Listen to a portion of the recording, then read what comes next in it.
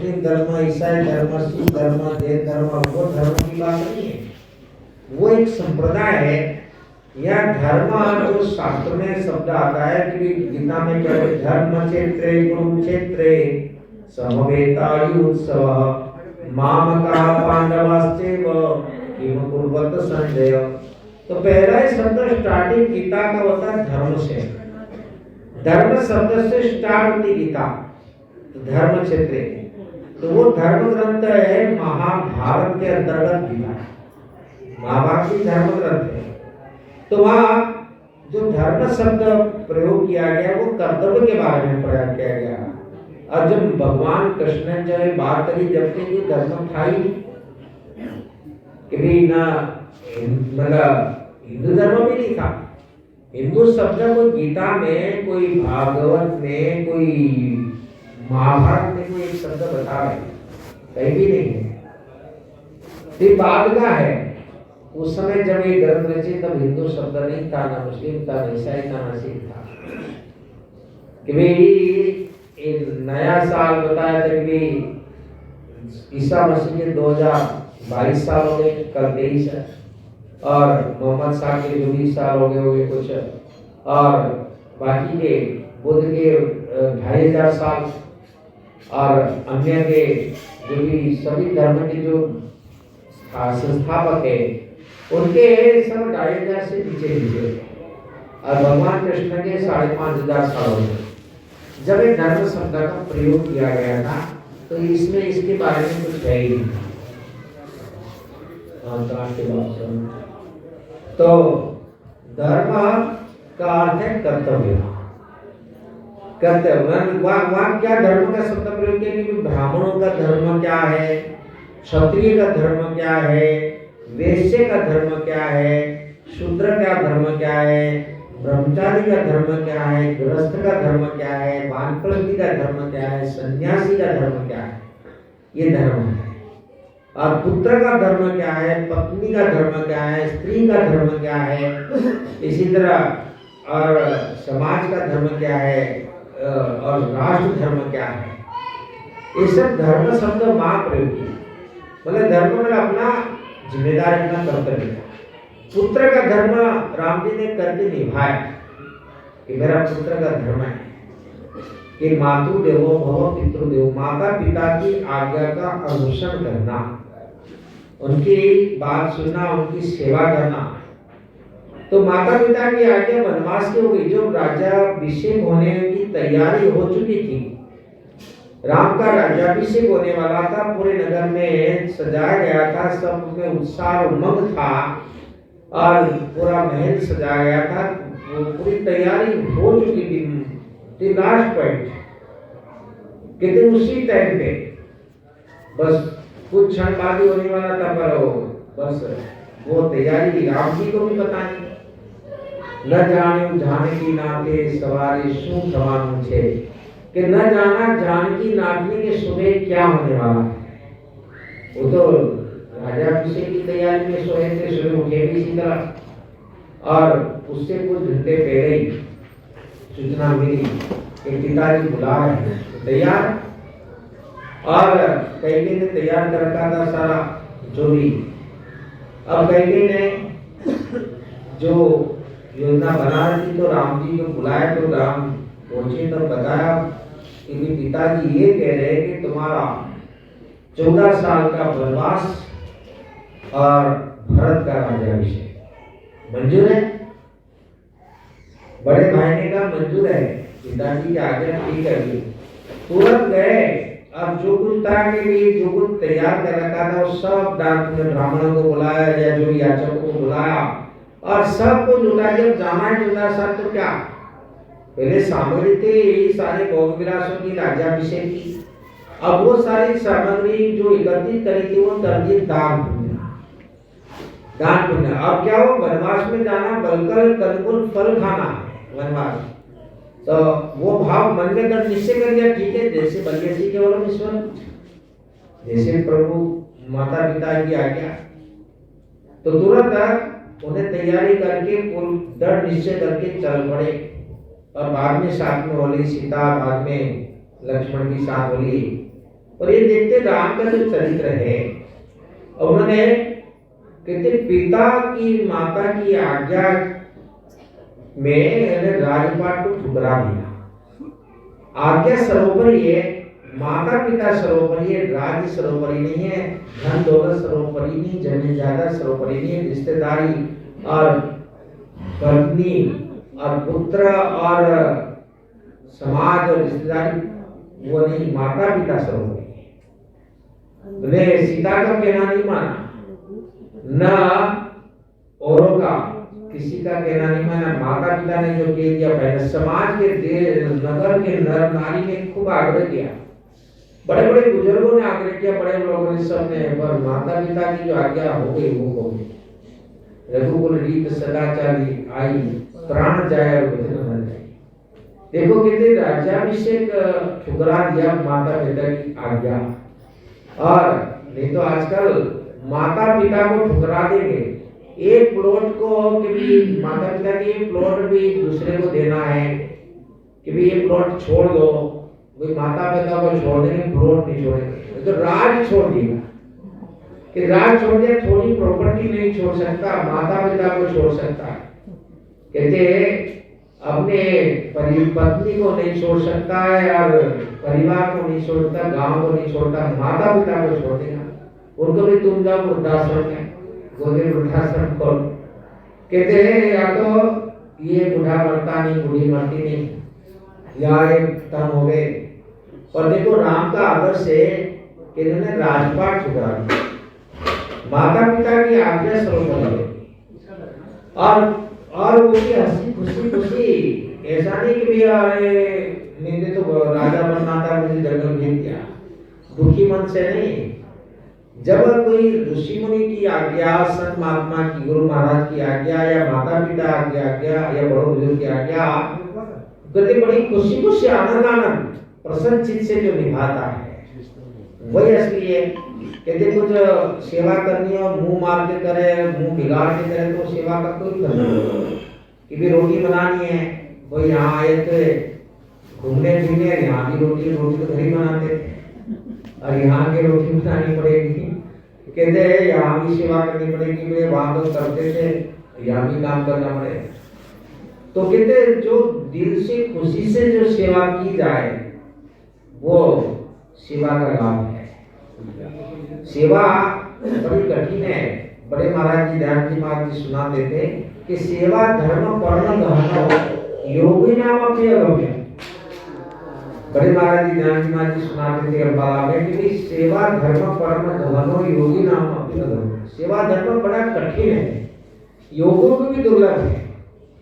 अभी जो वचन है इस शास्त्र का है, वहाँ वैष्णो देवी आप जाते थे, एक जगह बोर्ड पे लिखा हुआ है भी, और केदारनाथ की तरफ भी बोर्ड पर ये लिखा हुआ वचन जब मुड़ता है एक जगह रास्ते पर, तो वहाँ पर ये बोर्ड लिखा हुआ है वचन, सेवा धर्म परम गहन योगी नाम अपनी अगम्य। सेवा धर्म बड़ा गुण है, योगी भी दुर्लभ है।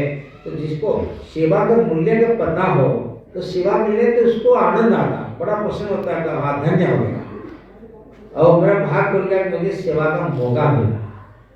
और सेवा के बदले में जो सेवा करने के जो वैल्यू समझता है, वो सेवा के बदले में कोई भगवान भी प्रसन्न हो जाए, कोई गुरु या माता पिता बताओ क्या हम देना चाहते हैं, वो सेवा के बदले में क्या मांगेगा, सेवा ही। ये सेवा का फल मुझे सेवा ही। कहते हैं वो कुछ धन दौलत या कोई अपना काम रहा है, सेवा हमारा ये काम मिल जाए, वो काम मिल जाए, तो वो सेवा नहीं हुई। सेवा होती निष्काम निस्वार्थ, उसको सेवा कहते हैं। कि भी हमारे ये काम करते हैं, हमारे काम तो दाढ़ी होगी, मजदूरी होगी कि भी हम ये काम करते हैं, हमको इतना दे दो, तो हमने इतनी सेवा करी बल्कि हमारा ये काम बन जाए, हमारा वो काम बन जाए, हमारा काम बन जाए, नहीं। सेवा तो वो होती जो निस्वार्थ होती, निष्काम होती है।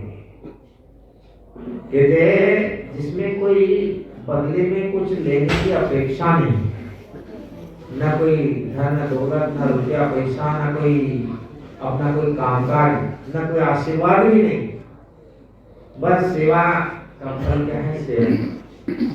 कि भी सेवा मिल जाए, ये सेवा का फल है। और भाग्यशाली को सेवा का मौका मिलता है। तो जिसको ज्ञान है वो सेवा व्यक्ति बड़ा आनंदित और प्रसन्नचित हो जाए, खुशी खुशी सेवा करेंगे। और जो सेवा से जो मिलता है वो किसी चीज से नहीं मिल सकता। कितनी तपस्या कर लो, कितना जप ध्यान कर लो, कितना त्याग कर लो, कितना दान पुण्य कर लो, कहते पैसे से सेवा नहीं होती है। कहते जो भाव से दिल से जो सेवा होती है वो चीज और है। और सेवा वाले को सब कुछ प्राप्त हो जाता है। जो कि शास्त्र का अध्ययन करने से, वेदाध्ययन से जो ज्ञान नहीं होता है वो ज्ञान सेवा से मात्र हो जाता है। सेवा से ही ज्ञान हो जाएगा और सेवा से मांगना नहीं पड़ेगा, वो अपने आप सब प्राप्त हो जाता है। बिना मांगे, बिना कहे, बिना याचना के सब कुछ कमी नहीं रहती है। सेवा का फल से उसको मांगने की आवश्यकता ही नहीं पड़ती। कहते सब अपने आप परमात्मा का जो सेवा, जो कहते परमात्मा का चिंतन भी वो एक प्रकार की सेवा है, भजन की सेवा है। हाथ और से सेवा की जाए तो अब माता पिता की जो आज्ञा का पालन बड़े प्रसन्नचित से, खुशी खुशी की जाए, आनंदित से, तो उसका फल और है। तो राम जी भी दुखित नहीं हुए। कहते यार मुझे देखो राजा बनना था, अरे कहाँ जगह भेज दिया। और किसी ने पूछा भाई क्या बात है, नगर के किसी ने पूछा कि भाई पिताजी ने मुझे वन का राज दिया है, भरत को अयोध्या का ही राज दिया, मुझे तो सारे वन का राज दिया है, वनवास तो नहीं क्या मुझे वनवास भेज दिया। कहते अब कोई दूसरा तो कोई जिसको राज की अंदर कामना है, अंदर वासना है, संसार के भोगों की वासना है, वो तो ये सोचेगा मेरे को निकाल दिया, मेरे को देश निकाल की सजा दे दी, हाय कब मिलेगा, हाय कब मिलेगा ये। और राम जी ने कहा देश निकालने, उनके अंदर कोई वासना, इच्छा, तृष्णा, कामना है ही नहीं, वो तो निष्काम है। इसलिए उन्होंने कहा हमको वन का राज्य ही। और खुशी खुशी उन्होंने कहते माता पिता की आज्ञा से उद्धार किया। देखो ये आदर्श चरित्र है। इसी सीता ये आदर्श चरित्र है। सीता ने भी पति परमेश्वर है और पति के सुख में सुखी, दुख में दुखी। उसको कोई वनवास नहीं मिला था, राम को अकेले मिला था, पर उनके नहीं। जब पति कहते जंगल में जार में तो यहाँ जंगल के गड्ढे में सो, वो तो वो भी राजरानी थी, वो कोई किसान की कन्या नहीं, वो एक जनक दुलारी थी, महल में पली पोसी, और वो भी स्वेच्छा से वनवास जा रही है, वो भी खुशी खुशी, दुखी नहीं। ये कहाँ माता पिता ने जंगल भेज दिया, ऐसा नहीं। हम राजा रानी बनते, ये होता वो होता, ऐसा कुछ नहीं। सीता के अंदर भी ये कुछ भी नहीं। वो भी कहते पूरा ये आदर्श चरित्र है रामायण कि सीता ने भी स्वेच्छा से वनवास स्वीकार किया। खूब मनाया, खूब समझाया राम जी ने, और उन्होंने पर नहीं। कहते राम जी कंदमूल फल खाते तो मैं भी कंदमूल फल खाऊंगी। वो भूमि सैया पर मतलब लेटते तो मैं भी भूमि सैया। वो जैसे मतलब रहते हैं जंगल में तो मैं भी जंगल में, वो जैसे इसी तरह उनके सुख में और सुखी और दुख में दुखी थी। ये कहते हैं धर्म पत्नी के सधर्मचारिणी के धर्म को साथ साथ निभाना। ये सीता माता की आदर्श चरित्र है कि सधर्मचारिणी कहते हैं। ऐसा नहीं पति दुखी होता और पत्नी मौज मारती, ऐसा नहीं। उनका तो कहते हैं एक जोड़ी दो जोड़ी कपड़े रखते हो और पत्नी के 50 जोड़ी होने के बाद भी कम पड़े कि ये भी चाहिए वो भी चाहिए। तो सीता का देखो कितना त्याग है। उनका कोई मांग नहीं है, कोई शिकायत नहीं कि भी मुझे ये वस्त्र चाहिए, तो उनको कहा कि तुम बल्कि वस्त्र ना पहनो, उनका आदेश नहीं है। और देखो भरत का प्रेम, भरत भी कहते राज पर नहीं बैठे, वो भी कहते नंदीग्राम में लेकर पादुका रखे राज किया। और लक्ष्मण का भी भातृ प्रेम, लक्ष्मण ने भी, उनको वनवास नहीं मिला था, स्वेच्छा से वनवास स्वीकार किया। नहीं तो आजकल भी तू जाता था, 13 करोड़ भी मेरा, 13 मेरा भी मेरा, तू जा देगा ना, तू आगे जैसा बनाने के लिए, जैसे कौरव ने किया था कि पांडवों को बेचकर भी राज हड़प लिया और कितने बाद में आगे ही नहीं। तो ऐसा नहीं, लक्ष्मण की साथ होगी कि मैं भी चलूंगा साथ सेवा के, निस्वार्थ, और वो भी खुशी खुशी प्रेम से। इसी प्रकार तो कोई बात नहीं। तो यहाँ पर बताते हैं कि भी रामायण है खाली पढ़ने के लिए नहीं है, खाली पाठ करने के लिए नहीं है कि रामायण पाठ कर लिया और कुछ कोई कहते तुम्हारा काम मनोकामना पूरी हो जाएगी, रामायण पाठ कर लो, तो ऐसे रामायण पढ़ते नहीं, रामायण पाठ मनोकामना के लिए पढ़ते। और जरा ठीक विपरीत, जरा गहराई से विचार तो करो, रामायण पढ़ते उसमें कुछ लो तो सही। राम का जो चरित्र है, रामायण भी अपन क्या कहते हैं, रामलीला, रामलीला की बहुत कितने नवरात्र में या कहीं ऐसे प्रसंगों में गांव में रामलीला होती है, या कोई जगह पर रामलीला मैदान बहुत होते, दिल्ली में भी सब जगह गांव में शायद रामलीला मैदान होता है, और साल में एक बार रामलीला होती है। लोगों ने कई बार देखी होगी और कई बार रामायण पढ़ी होगी, पर वो रामायण को अपने अंदर उतारना है। अब राम का चरित्र सुनने पर कौन अपना माँ बाप का राम की तरह पालन करता है आदेश का, कौन सीता की तरह आदर्श चरित्र सीता का सुन तो रहेंगे, लीला देखने से, और उस प्रकार सीता एक आदर्श चरित्र है, उस प्रकार अपने जीवन में उतारना है। ध्यान जी महाराज ये तो कहते धर्म धारे की धर्म जो धारण किए जाए वो धर्म, तो रामायण को अपने जीवन में धारण करना है। तो राम जी तो पूर्ण परमात्मा है, पर वो लोगों को शिक्षा देने के लिए आए, मनुष्य अवतार धारण किया और लोगों की तरह लीला करे। एक दर्शन शास्त्र है, क्या है, वेदांत दर्शन शास्त्र। 6 दर्शन में वेद के 4 वेद, ऋग्वेद, यजुर्वेद, सामवेद, अथर्ववेद, उसमें 4 वेद के 6 अंग बताते हैं, 6 दर्शन शास्त्र। इसमें एक दर्शन शास्त्र है, कहते हैं वेदांत दर्शन, जिसको दूसरा उसको ब्रह्मसूत्र भी कहते हैं। इसमें एक श्लोक आता है कि लोकवत्तु लीला केवल्यम, संस्कृत में कि लोकवत्तु लीला केवल्यम, उसमें सूत्र रूप में पूरा है ब्रह्मसूत्र कि लोकवत्तु लीला केवल्यम, वो परमात्मा लोगों की तरह लीला करते हैं। ये राम लीला है, ये लीला मतलब ये जैसे नाटक, रामलीला देखने जाए तो एक नाटक है। तो ये जीवों की, तो जय प्रभु जी गुजरात में क्या कहते हैं कि जीवों की तो पीड़ा है, परमात्मा की तो लीला है। जीव तो दुखी हो जाता है, राम दुखी नहीं, नाटक कर रहे हैं। रामलीला में जो पात्र है वो नाटक कर रहे हैं, तो राम जी एक नाटक कर रहे हैं, पर संसारी जीव तो दुखी है, जीवों की तो पीड़ा है और परमात्मा की लीला है। राम जी लीला करे, वो दुखी ने रोने का नाटक, हासीते उनको सब पता है।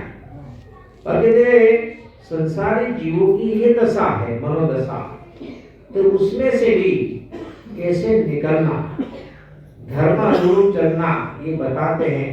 और इस समस्या से कैसे हल निकालना, ये राम जी सिखाते हैं। आपस में मतलब धर्मों का पालन करते हुए, माता पिता की आज्ञा का पालन करते हुए, भ्रातृ प्रेम, ये सब जिम्मेदारी निभाते हुए, भक्तों की भी भावनाओं को भी ध्यान रखते हुए, और सबरी बाई के यहाँ पहुंचे, सुतीक्ष्ण ऋषि मुनि उनके यहाँ पहुंचे। तो यह है राम जी ये सब बता रहे कि संसार की ऐसी मनोदशा होती है, उनको ऐसा चिंतन होता है। पर ये चिंतन देखो, संसारिक भगवान की बातें करते करते संसार माया में पर्यावसान, मतलब आखिरी जो तात्पर्य है वो संसार में ले जाते हैं। आखिरी में भगवान की बातें करते हैं, और जो संत ऋषि महापुरुष है, भगवान के अवतार साधारण संसार की बातें करते करते अंतिम जो रिजल्ट पर्यावसान क्या है, परमात्मा में ले जाते हैं, आत्म शांति ले जाते हैं, मोक्ष की तरफ ले जाते हैं। धीरे धीरे बात प्रकृति करते हैं, सीता की करते हैं, और धीरे धीरे वो ले जाएंगे क्या, आध्यात्मिकता की तरफ। बात हंसी मजाक की हो, चाहे किसी भी प्रकार की गंभीर हो, या किसी को किसी तरह डांट प्रकार हो, या कोई कहानी किस्सा हो, और वो कहते कहते वो सब फाइनल रिजल्ट, जैसे जयपुर की गुजरात में आप नाते धोते खाते पीते भी बात सामान्य हो, उसको आध्यात्मिकता में रूपांतर कर देते, सीधा तत्वबोध में ले जाते। जैसे रामकृष्ण परमहंसदेव, रामकृष्ण वचनामृत पढ़ेंगे तो आप दैनिक जीवन में जरूरी जो बातें हैं वो रामकृष्ण वचनामृत में प्रस्तुत की गई है। रोजिंदा जो घटने वाली घटनाओं से चर्चा करते करते उसको आध्यात्मिकता में रूपांतरण कर दिया, सीधा आपको भाव आध्यात्मिकता में ले गए, बात कुछ भी नहीं है, और उस बातों से कहाँ ले जाते हैं, और आप उसका बातों से संसार में ले जाते हैं। कोई भी एग्जाम्पल सामान्य ले लीजिए, और उसमें क्या, वर्षा तो सभी देखते हैं और पर्वत को सभी देखते हैं, प्रकृति सभी देखते हैं, पर मन में ऐसा विचार कहाँ आता है? ये तो कवि की कल्पना, कवि या कोई साहित्यकार, मतलब जिसके अंदर चिंता है, उसको नजरिया में सृष्टि कुछ और ही है। तो इसी प्रकार राम जी जो सृष्टि का जो वर्णन करते हैं, वो मन की स्थिति के प्रतिबिंब रूप में देखते हैं सारी सृष्टि को। इस तरह यहाँ कहते, नील मेघ का आश्रय लेकर प्रकाशित होती हुई है विद्युत, मुझे रावण के अंक में छटपटाती हुई तपस्विनी सीता के समान प्रतीत होती है। वह वाक्य तो एक ही है, पर इसमें बहुत कुछ कह दिया है एक ही वाक्य में। नील मेघ का आश्रय लेकर प्रकाशित होती है विद्युत, क्या है, बिजली। एक तो बादल है काला नीला, और उसमें बिजली चमक रही है।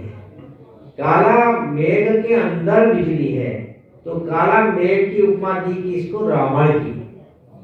रावण है वो काला मेघ की तरह है, और विद्युत की उपमा दी है इसको सीता को, कि बीच में सीता विद्युत ने रावण के अंग में छटपटाते हुई, जैसे बिजली छटपट करती है तो छटपटाते हुई, और सीता को भी एक विशेषण दिया गया, क्या है, कौन सी सीता, तपस्विनी। देखो राम जी को अंदर दृढ़ विश्वास है सीता के प्रति, ऐसा नहीं कि वो फलाने ऐसी होगी वैसे होगी, मतलब उस समय को अनाप शनाप बोलना, ऐसा नहीं। राम का देखो कितना चरित्र है कि सीता के प्रति क्या भाव है, कैसा। बोले रावण ले गया, अपहरण हुआ, अब दूसरा तो कभी मर जा रही, कोई मुकुल की श्रुति बोलेंगे, गाली बोलेंगे, अनाप शनाप बोलेंगे, पर राम के मुख से गाली नहीं निकल सकती। देखो भले वो दूसरे पर पुरुष उठा के ले गया मार लंका में, पर अंदर क्या भाव है, तपस्विनी सीता।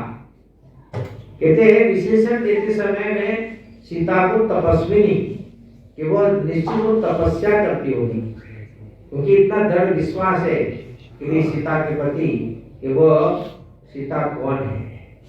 तो इसके अंदर कहते पूरा विश्वास सीता के प्रति, एक भी उनको गाली गलौज या आरोप प्रत्यारोप या ऐसा कुछ भी नहीं राम जी कहता है। सीता को ऐसा कुछ भी ऐसा शब्द तक चुनता नहीं बोले, भले जनता कुछ भी बोल दिया होगा, पर राम जी ने नहीं बोला।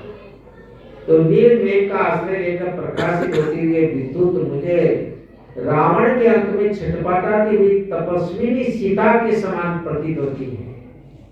तो सीता का भी विषय तपस्विनी सीता कह दिया, रावण को उपमा दी काला मेघ के समान। बादलों का लेप लग जाने से, जिनमें ग्रह नक्षत्र और चंद्रमा अदृश्य हो गए हैं, अतः जो नष्ट सी हो गई है, जिनके पूर्व पश्चिम आदि भेदों का विवेक लुप्त सा हो गया है, वे दिशाएं उन कामियों का जिन्हें प्रेसी का संयोग सुख सुलभ है इनका प्रतीत होता है।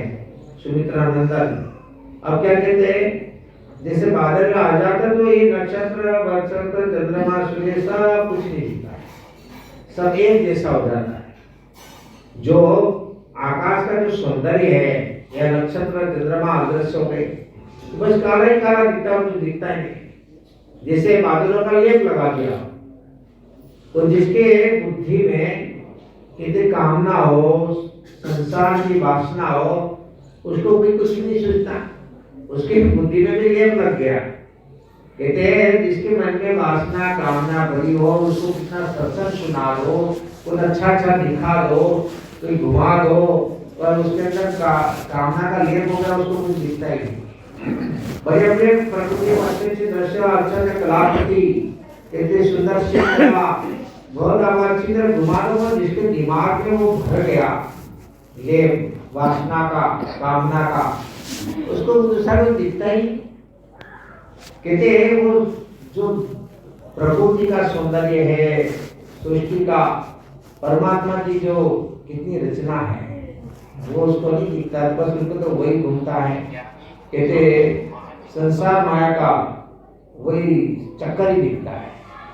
जिसके दिमाग में संसार माया का चक्कर भरा, उसको संसार माया का चक्कर, और भी अच्छी अच्छी बातें नहीं समझ में आती, अच्छा अच्छा सत्संग नहीं लगता, अच्छी अच्छी सेवा, लोगों को भाव नहीं दिखता है। कहते बढ़िया बढ़िया दृश्य, सुंदर चित्र, ये सब नहीं दिखता है, पर उसको कहते वही अंदर रमता है जो, तो अंदर संसारिक वासना भरी, तो उसको संसारी दिखता है।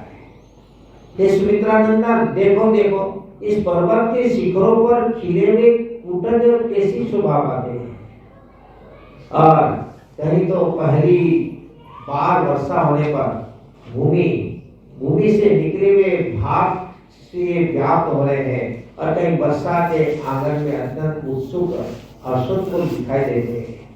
ये सुमित्रानंदन लक्ष्मण जी को कहते हैं, ये देखो इस पर्वत के शिखरों पर खिले हुए कूटज कैसी शोभा पाते हैं। तो वर्षा काल में सारी प्रकृति खिल उठती है, और सारे पुष्प लताएं सब खिल उठती है। कहीं तो पहली बार वर्षा होने पर भूमि से निकले हुए भाप से ये व्याप्त हो रहे हैं, और कहीं वर्षा के आंगन से, वर्षा के आगमन से अत्यंत उत्सुक दिखाई देते हैं, हर्षोत्फुल्ल। जैसे कोई मेहमान या कोई अपने प्रियजन आने वाला है, तो अंदर उत्साह होता है कि वो फलाने मित्र आने वाले, या कोई कारण रिश्तेदार जिसे अपने अंदर लगाव है, जिसका प्रेम है जिसके प्रति, तो उसके आगमन से बड़ी खुशी होती है। तो सारी प्रकृति ही खुश हो रही, प्रसन्नचित हो रही है। मैं तो प्रिया विरह के शोक से पीड़ित हूँ, और ये कुठल पुष्प मेरी प्रेमाग्नि को उद्दीप्त कर रहे हैं। राम जी क्या कह रहे हैं, मैं तो प्रिया विरह से शोक से पीड़ित हूँ, और ये मेरा मजाक उड़ा है, प्रतिदान करे। जो कोई दुखी, तो कितनी किसी पत्नी चली जाए, या कोई दुर्घटना घट जाए, वो कोई लूटमार हो जाए, कुछ नुकसान, वो दुखी जब कोई हंसी मजाक करे तो उसको कैसा लगता है। हमेशा के जो मनस्थिति आनंद में है, उसी में हंसी मजाक में आनंद आता है बड़ी।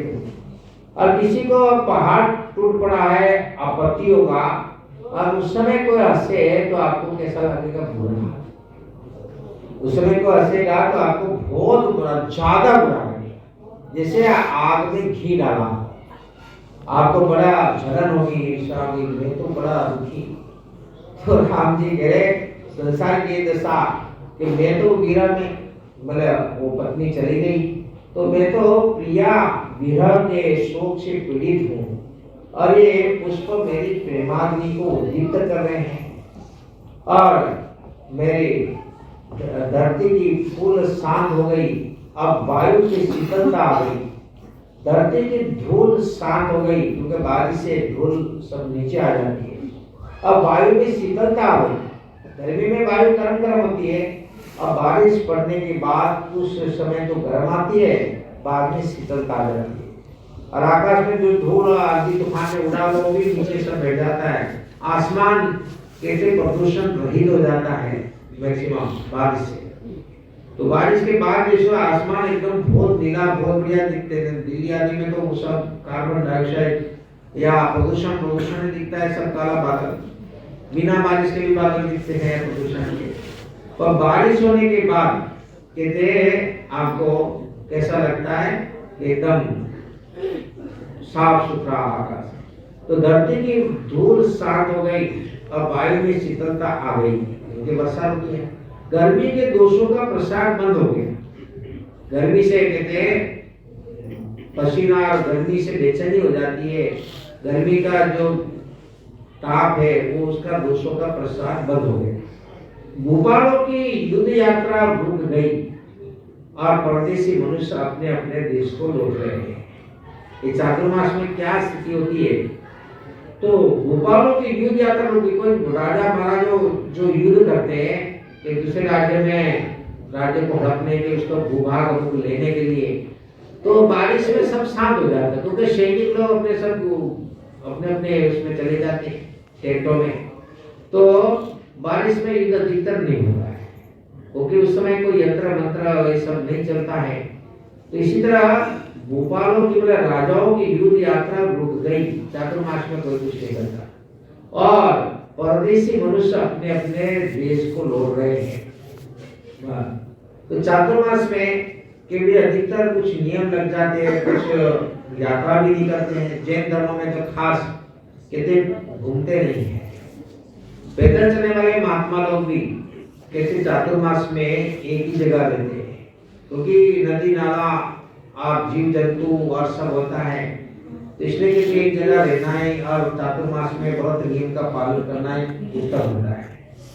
तो इसी तरह साधु संघ भी अधिकतर चातुर्मास करते एक ही जगह चौमासा।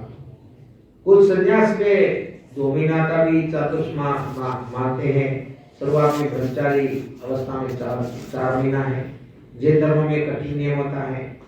इसी तरह और गृहस्थ में भी बहुत लोग चातुर्मास में कोई व्रत जप तप पूजा पाठ आदि करते हैं, कोई अपने अपने इच्छा अनुसार। इसी तरह ये चातुर्मास का समय है। राम जी और लक्ष्मण जी यहाँ पर इस मतलब रुके हुए हैं।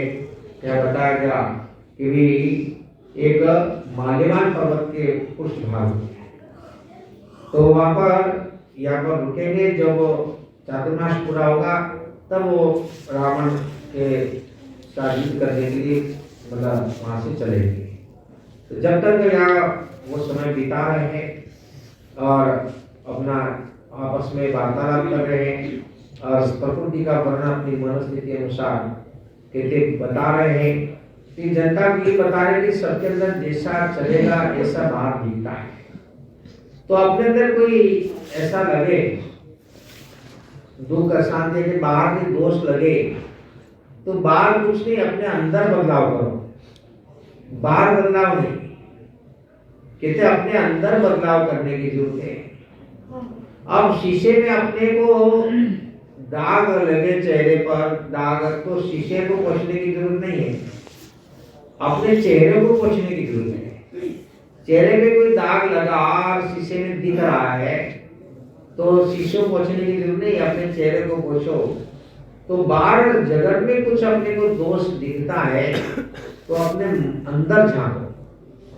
अपने अंदर कोई दोष होगा, कोई कमी से बाहर दिखता है। जगत एक आईना है, शीशा है। तो अंदर की सफाई कर दो। अपन भला कहते आप भला तो जग भला, अपन सही तो सारा जगत भी सही है। अपन परमात्मा में स्थित हो जाएंगे तो सारा जगत परमात्मा स्वरूपी है। तो यहाँ तक लेते हैं सत्संग और भोजन प्रसाद तैयार हो गया है, तो बाद में फिर भजन कीर्तन चलेगा। हरि ओम।